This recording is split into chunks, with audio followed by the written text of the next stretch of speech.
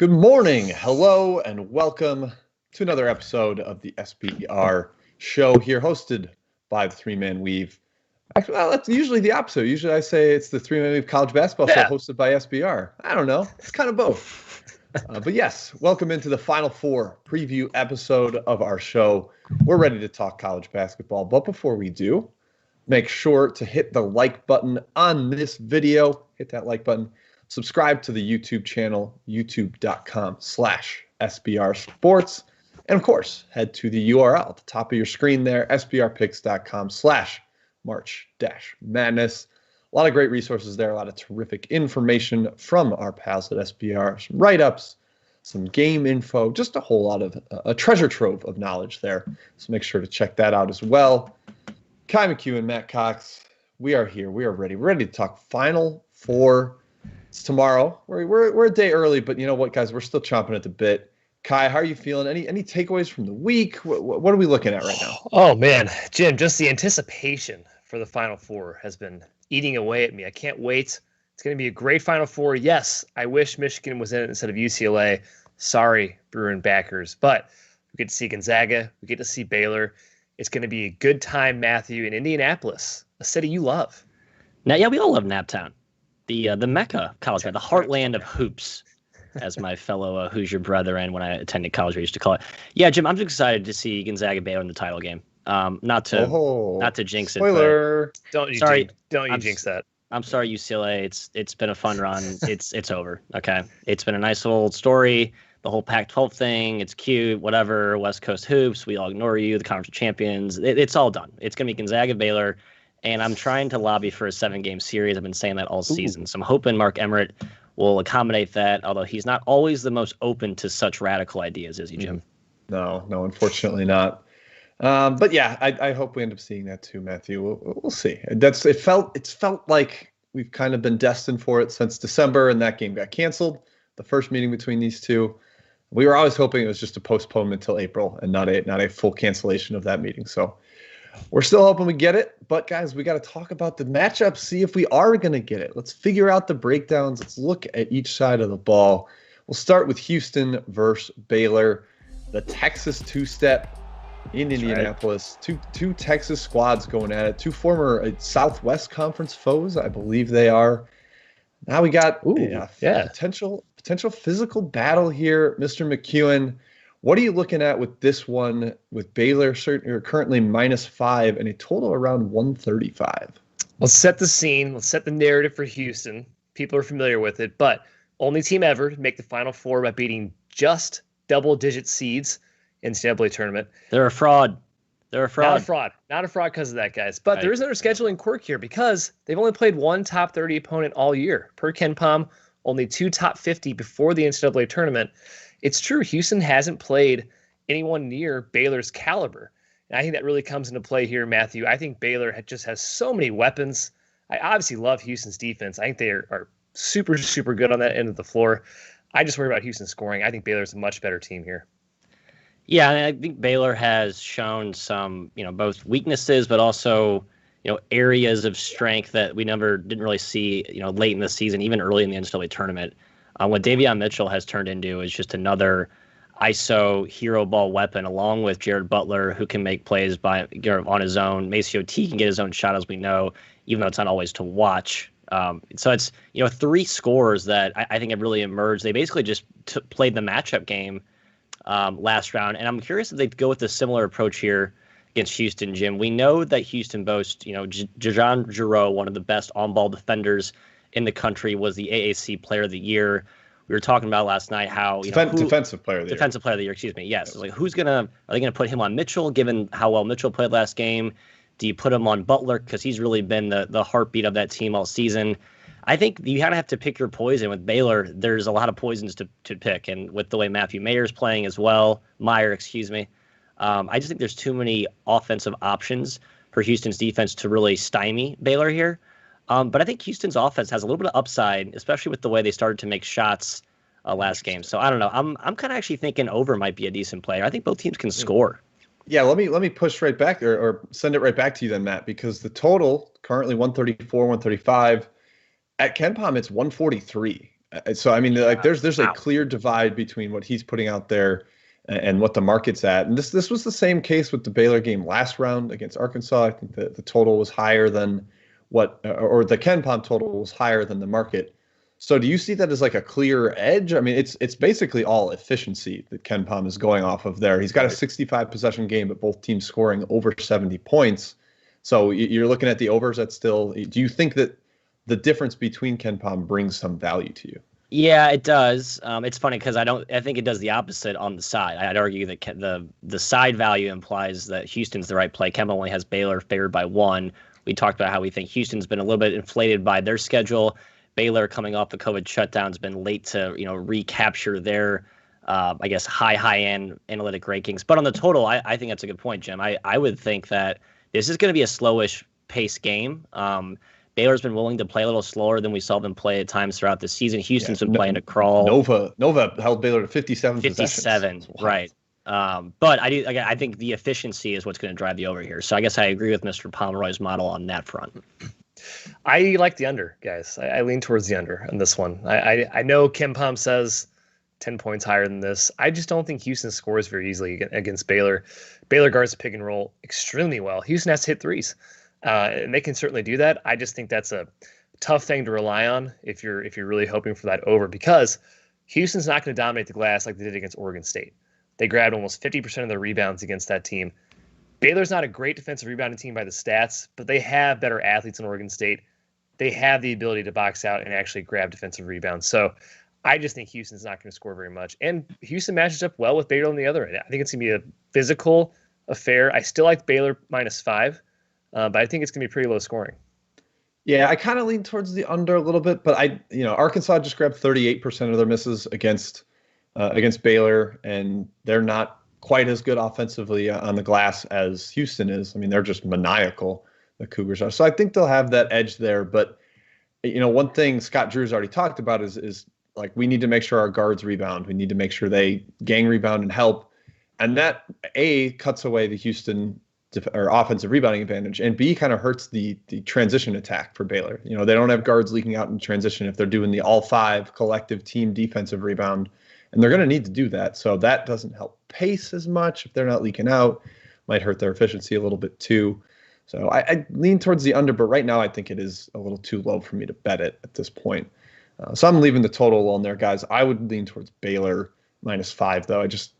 It just kind of feels like not a coronation, but like it's the culmination of the season. Baylor's one of the best 2 teams. I think they will get there, and I would prefer to side with them, especially as Ky mentioned, the Houston just hasn't seen a team like this. They haven't seen a top 15 team in KenPom all season. So top 20, top 25. Pick it. Well, Texas Tech was 20th, so they did get a top 20. Technically a top 20. But, all right. Any other takes on this game, guys, or do we need to move on? Do you want to talk props at all on this game, or should we do that as a separate section at the end? Do we have any prop takes on this game? Yeah, let's do props on this game now, and then we'll do second game second and all that comes with it. Well, the one I'll just say the one I liked was Mark Vital under 12.5 points, rebounds, assists. I just think he's a big part of his rebounding is when they downshift him to the 5 and he becomes the primary rebounder. But you can't really do that against Houston. They're playing 2 bigs constantly. I think Thamba or Cha-Cha will be out there nearly 40 minutes in this one. And then Vital can't really score inside against this team. He's obviously not a scorer. He averages under 6 a game. And he struggled with foul trouble quite a bit. And Houston's going to attack downhill. I think he could be susceptible to more foul trouble. So I just think I'm fading Mr. Vital's production in this game. Either of you have another prop you're looking at in this game? No. Question in the chat says under first half Baylor Houston. Thoughts? I mean, I lean under full game, so I would lean that way. Yeah, I mean, I have nothing strong there. The Baylor Arkansas game got out to a crazy, torrid scoring start, and then really, really ground to a halt in the second half. But part of that too was Davion Mitchell going out with foul trouble late in the first half, and that really kind of broke up the rhythm of the game. So I mean, yeah, maybe I would probably side with the first half under. Things seem to start slow here, Ky. Hey, can the refs not call 2 quick fouls on a star player this game? Because we've seen that several games. It's part of their contract. It's part of their contract. Also, they have to make their impact on the game. They have to leave their imprint. Can the coach just not sit their star player for 18 minutes in the first. Just play him. Yeah. Two fouls, no big deal. Well, that was the tough part with Mitchell was they did play him with 2. He picked up his 3rd with 9 minutes left in the first half, and then it's like play him. You kind of have to sit him there. You want to play him with 3 in the first half, Ky? Man, no. Trust your players. Although he was vitally important, with no disrespect to Mark Vital there and a poor pun. But, Jim, I was looking at a couple of player props. I do think we talked about how Houston's defense is more shellish.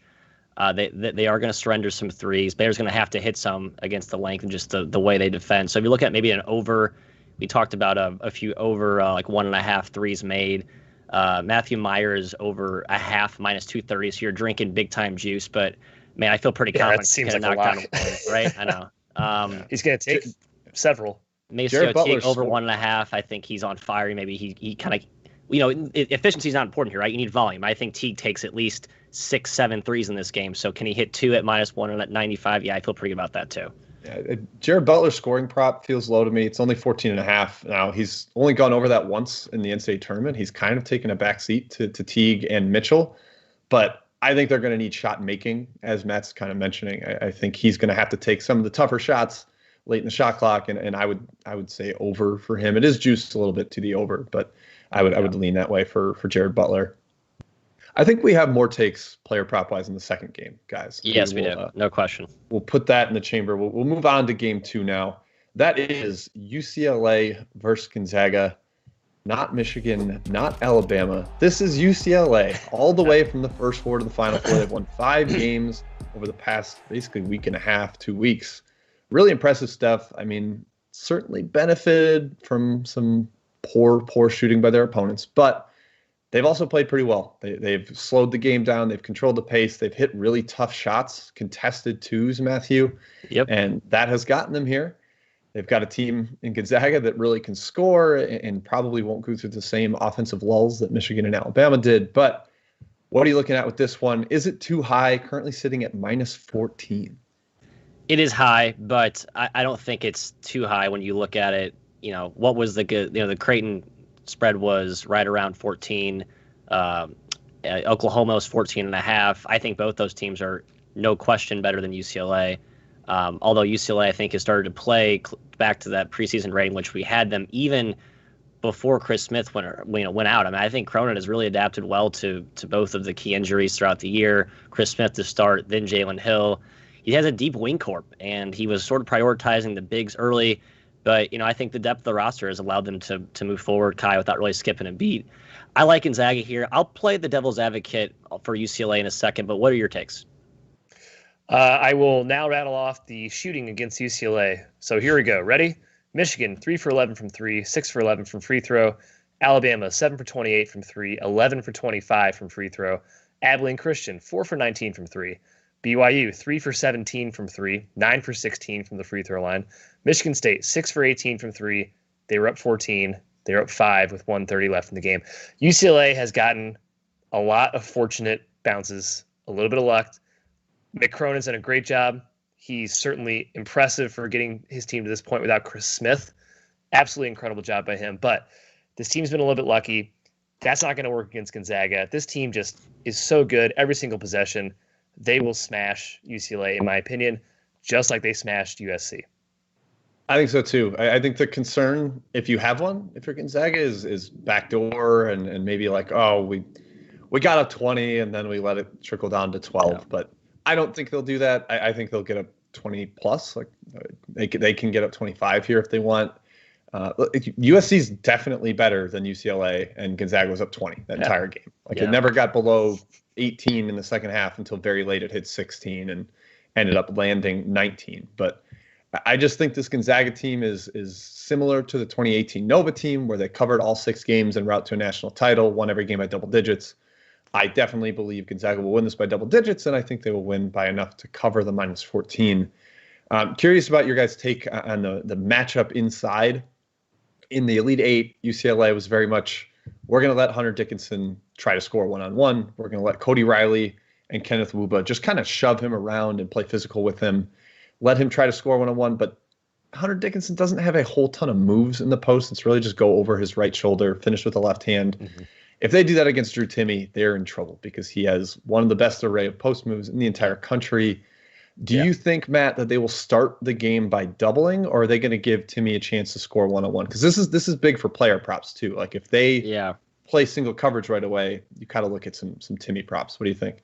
Man, I gotta think they stick with the same plan they used against Dickinson. I know Timmy's a fundamentally different player, but I guess Cronin, dating back to his Cincinnati days, is he a post doubler? I don't really remember what he's done. I think he takes post ups as like a pride, a dick measuring contest. Can you guard this guy one-on-one? So I guess in that case, if that's the way we think they play it, I think that's big trouble for UCLA. I mean, Timmy's just so mobile, right? I mean, he can go over you, but I think what makes him so effective is how quick he is with his feet. The lateral ground he can cover with the angles in both hands.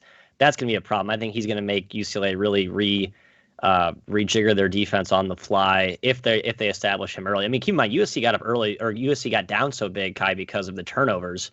They didn't really make Timmy establish himself on the post until Timmy didn't really have to establish himself in the post until once Gonzaga had that big lead. So I'm curious how that plays out in a closer game early, which we think it'll probably be tighter. I don't see Gonzaga getting up 20-0 as quickly as USC, just because of the turnover concern is much lower for UCLA.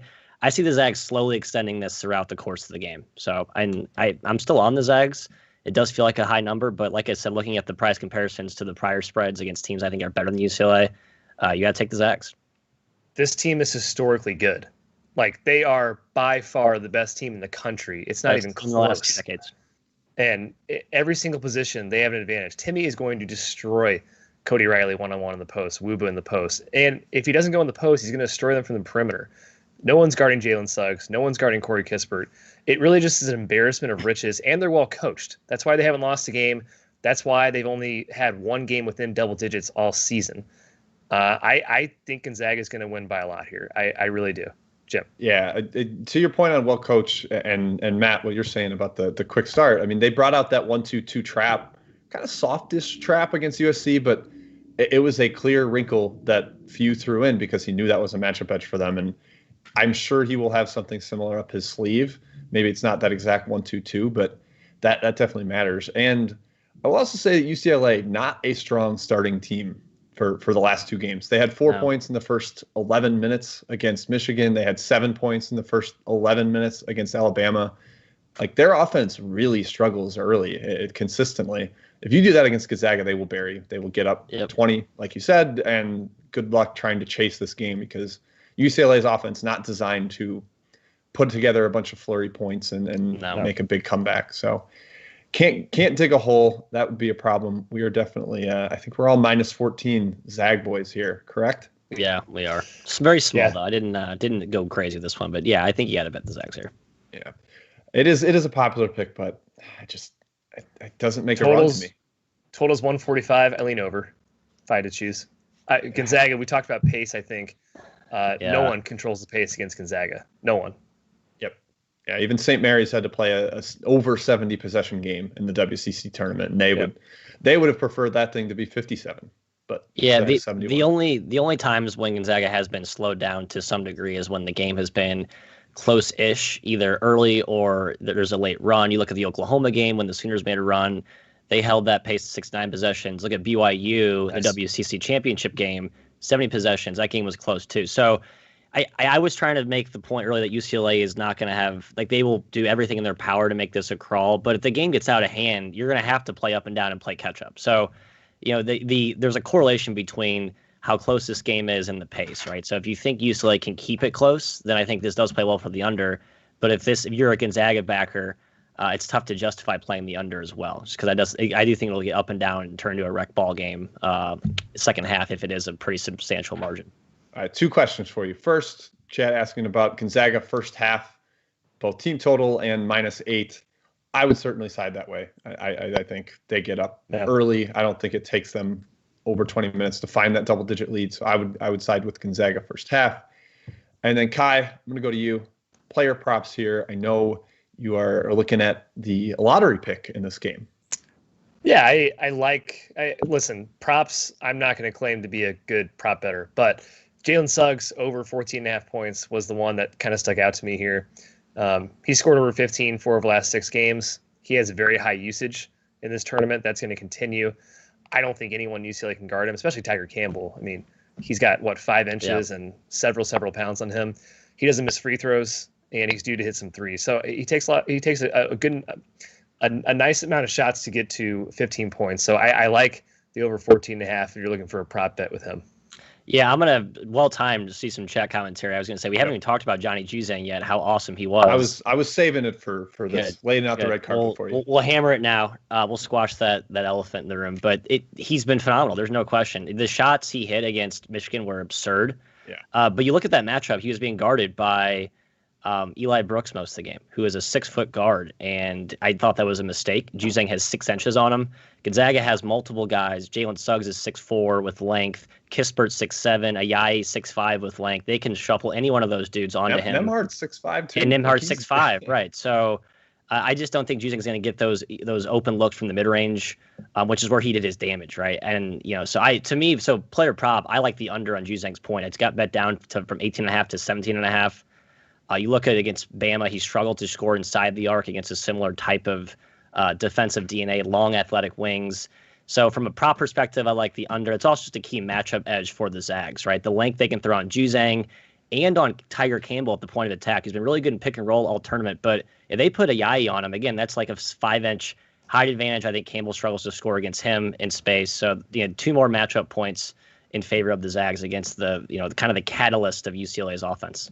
Yeah, Matt, just from a player prop perspective, you were looking at Juzang under yesterday. Juzang's total was 18.5. It's already down to 17.5. Yeah. People are taking that under, not buying the 20-plus point output he's had. I think the individual defenders are an issue, and Gonzaga is really going to try to make other guys beat them. So if you're buying that, maybe the Jules Bernard over 10.5, even though he has been abysmal since his first half outburst against Alabama. Hit 4 threes in the first half against Bama, and I think he's 1 for 15 from the field since then. So it's been a struggle for Mr. Bernard, but they'll probably try to establish a little bit of Cody Riley inside with the hope of potentially getting Timmy in foul trouble. So maybe if you want to look at the Riley prop or even the first bucket prop, but I have no strong takes there. Again, like Ky mentioned, this isn't something we've been betting consistently all year, so hard to have fine-tuned takes on the player prop market. Yeah. All right, total-wise, we did mention total. Anything else, guys? I know there were questions about the women's Final Four. Honestly, I would be giving uninformed opinions, so I don't really want to just lead the people astray on that one. No strong takes at all in the women's Final Four. Jim, I like UConn minus 14. I like South Carolina plus the points, plus 6.5. Those are my 2 official plays for the women's side of the bracket. There we go. We'll start tracking your record. Official bet. 2-0, and I'll retire and sail off into the sunset. That's my intention. All right. Well, anything else, guys? But from the Final Four here, we're going to be back on Monday morning to talk about the championship. So fear not. We'll have a big show breaking that down. But I think that's it for the Final Four. So make sure on your way out of the chat, hit that like button on the video. That's certainly helpful for us, for SBR. We all appreciate it. We'll give you a big virtual hug if you do it. And check out sbrpicks.com/March-Madness, the URL at the top of the screen. A lot of great intel there from our friends at SBR. So thank you again for coming by, Chat Mob. Enjoy the Final Four games tomorrow. Make sure you find a great spot to watch them on Saturday. I'm going to be outside because it's like 90 degrees. It's going to be 90 degrees here in Vegas. I'm excited. But little humble brag there, Ky. Just a straight up brag, actually. But, all right. Thanks again, everybody. We will see you all on Monday morning. Enjoy the games.